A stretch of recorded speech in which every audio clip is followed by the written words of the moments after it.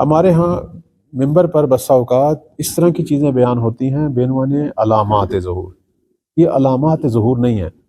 مثلا لوگوں کے اندر فحاشی پھیل جانا، بیماریاں پھیل جانا، زلزلوں کا آنا، یا جیسے آج کل ایک بحث چل رہی ہے دمشق کے حوالے سے، اور بعض لوگ کہتے ہیں کہ ہم نے پڑھا ہے روایت میں حاکم دمشق فرار ہوگا تو امام مہدی آئیں گے.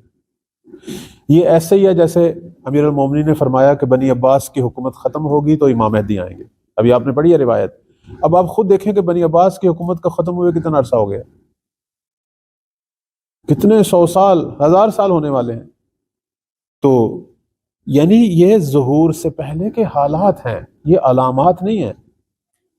امیر المومنین علیہ السلام جو ہیں وہ حالات جو قبل ظہور ہیں ان کے بارے میں خبر دے رہے ہیں، کیونکہ مولا علی تو ان سے پہلے تھے. وہ بتا رہے ہیں دنیا کو کہ یہ ہونے والا ہے، بنی عباس کی حکومت قائم ہوگی، پھر وہ ختم ہوگی، اور پھر امور جو ہیں وہ ہماری نسل میں سے آنے والے ایک شخص کے ہاتھ میں آئیں گے. تو یہ اس زمانے کے لوگوں کو بتا رہے ہیں. جیسے ابھی ہمیں کوئی بتائے کہ چند سالوں بعد یعنی ہمارے بعد یہ ہونا ہے، پھر یہ ہونا ہے، پھر یہ ہونا ہے. ہو سکتا ہے یہ دو چیزوں کے درمیان سینکڑوں سال کا فاصلہ ہو، لیکن بتانے میں چونکہ اہم ترین چیزیں تھیں اس اعتبار سے اکٹھی بتائی گئیں کہ بنی عباس کی حکومت کا خاتمہ ہوگا اور مہدی آئیں گے. اب آپ خود دیکھیں کہ دونوں کے درمیان کتنا فاصلہ ہے، شاید ابھی بھی اور فاصلہ ہو، لیکن چونکہ بڑے بڑے واقعات ہیں نا، اس عنوان سے جو ہے وہ بتانے میں اکٹھی بتائی جاتی ہیں. تو بس یہ جو قبل الظہور کے حوالے سے جو باتیں ہیں، یہ باتیں ان پر تحقیق ہونی چاہیے. فوری طور پر نہیں کہنا چاہیے کہ باہر اگر کوئی ہم حالات بدلتے دیکھیں فوری ہم کہنا شروع کر دیں کہ بس مولا کا زور ہونے والا ہے. آپ نے یہ روایات دیکھی ہیں اور یہ صحیح و سند روایات ہیں، شاید پہلے بھی بیان ہوئی ہیں اسی کتاب سے، ظاہراً 5ویں مولا اور 6ٹھے مولا سے. اس میں فرمایا گیا کہ ظہور کے لیے عجلت نہ کرو، جلد بازی نہ کرو ورنہ ہلاک ہو جاؤ گے. البتہ بعض مومنین بھی یہ پوچھتے ہیں کہ یہ جو آپ معصوم کا فرمان بیان کرتے ہیں کہ ظہور کے لیے عجلت نہ کرو، جلد بازی نہ کرو، ہلاک ہو جائیں گے، ادھر سے آپ کہتے ہیں کہ تعجیل ظہور کے لیے دعا مانگو، تو پھر ہم اس کو کیسے اکٹھا کریں؟ اس کا جواب جو ہے وہ یہ ہے، کیونکہ یہ سوال علماء سے ہوتا ہے، آپ سے بھی ہوگا، میں اس کا جواب جو دے رہا ہوں توجہ فرمائیں. یہ جو ائمہ نے فرمایا کہ ظہور کے لیے جلد بازی نہ کرو، اس سے مطلب یہ ہے کہ باہر کوئی واقعہ ہو فوراً اس کو تطبیق دینا شروع نہ کر دو کہ دیکھو جی سفیانی آ گیا، دیکھو جی یمانی آ گیا، دیکھو جی خراسانی آ گیا، بس مولا کا زور ہونے والا ہے. یہ آج کل یہی ہو رہا ہے.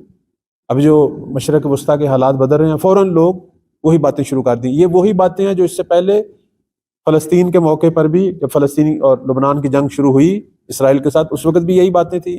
اس سے پہلے آ جائیں، ترکی کے اندر زلزلہ آیا تھا، سوریا میں زلزلہ آیا تھا، اس وقت بھی یہی باتیں تھیں. اس سے پہلے آ جائیں، کورونا کے وقت بھی یہی باتیں تھیں. اس سے پہلے آ جائیں جب داعش اٹھی، آدھے سے زیادہ سوریا اور آدھے عراق پہ قابض ہو گئی، اس وقت بھی یہی باتیں تھیں.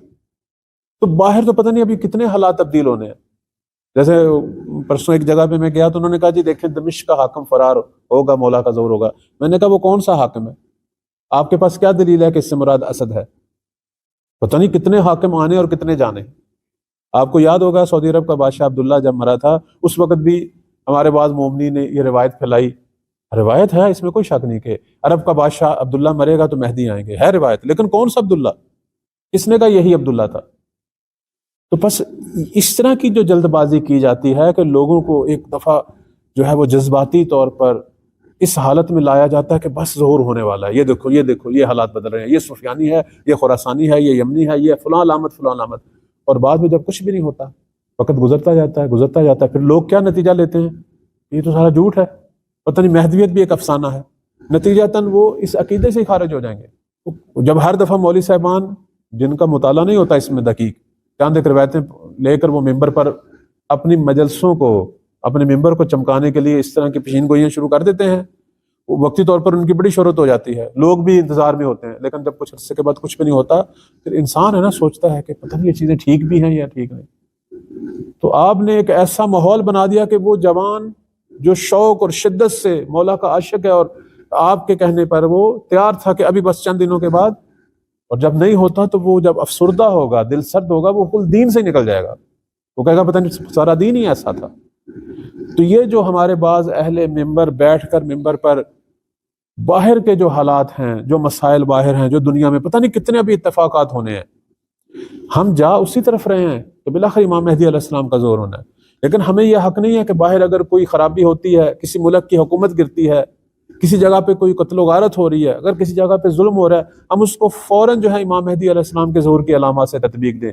سب سے بڑا انحراف تطبیق دینا علامات کو بغیر تحقیق کے اور بغیر مستند ادلہ کے، یہ سب سے بڑا انحراف ہے، اور اس کا نتیجہ آپ دیکھ لیں، ہر دفعہ کوئی مسئلہ ہوگا فوراً جو ہے یہ کچھ لوگ یہ کام کرنا شروع کر دیتے ہیں، اور اس سے جو ہے وہ بچوں اور جوانوں اور لوگوں کے عقیدوں پر جو ہے وہ ضربیں لگا رہے ہیں۔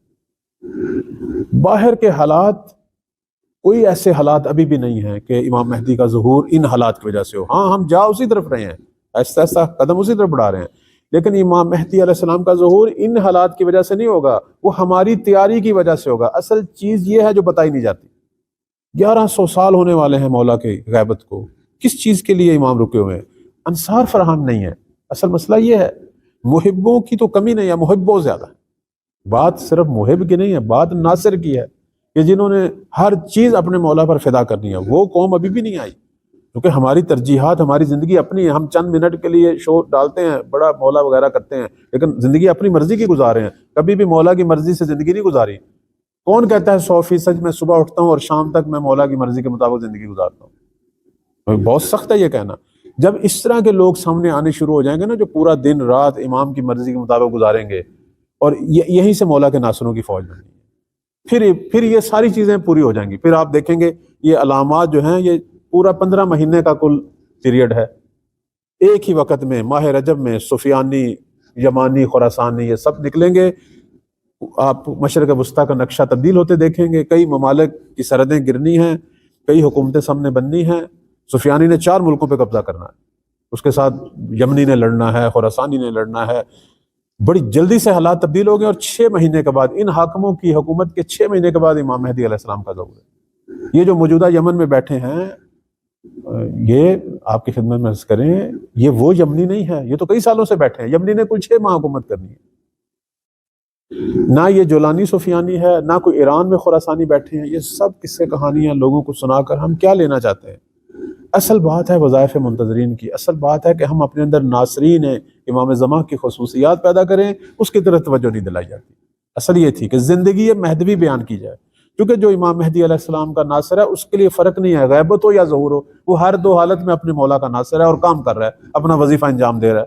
اس لیے امام باقر علیہ السلام نے جو خوبصورت تعریف بیان کی امام وقت کی، معرفت کی، فرمایا جو عارف ہے اپنے زمانے کے امام کا، اس کے لیے فرق نہیں پڑتا کہ ظہور پہلے ہو یا بعد میں ہو، کیونکہ وہ ہر حال میں اپنے امام کو درک کر رہا ہے، ان کا مشاہدہ کر رہا ہے، اور ان کی منشا کے مطابق چل رہا ہے۔ اور پھر دوبارہ فرمایا کہ جو اپنے زمانے کے امام کی معرفت رکھتا ہے، جو یقین رکھتا ہے اپنے مولا پر، اس کی زندگی ایسی ہے جیسے وہ خیمہ امام میں زندگی گزار رہا ہو۔ زندگی مہدوی اصل یہ ہے۔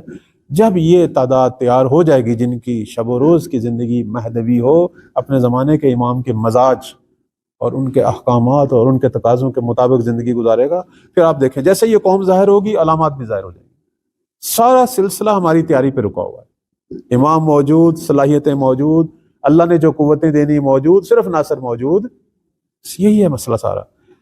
تو یہاں بہت زیادہ احتیاط کی ضرورت ہے۔ باہر کے حالات پتہ نہیں اس سے بھی بدتر ہوں، شاید ٹھیک ہو جائیں، پتہ نہیں کیا کچھ ہونا ہے ابھی، لیکن دور دور تک کوئی ایسی علامت نہیں ہے، کیونکہ ہم ابھی تک تیار نہیں ہوئے۔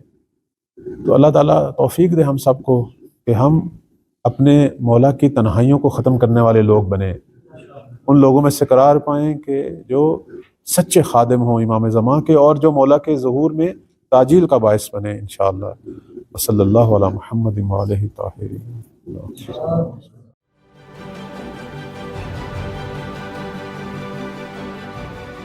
عکس، سچائیوں اور حقائق کا عکس۔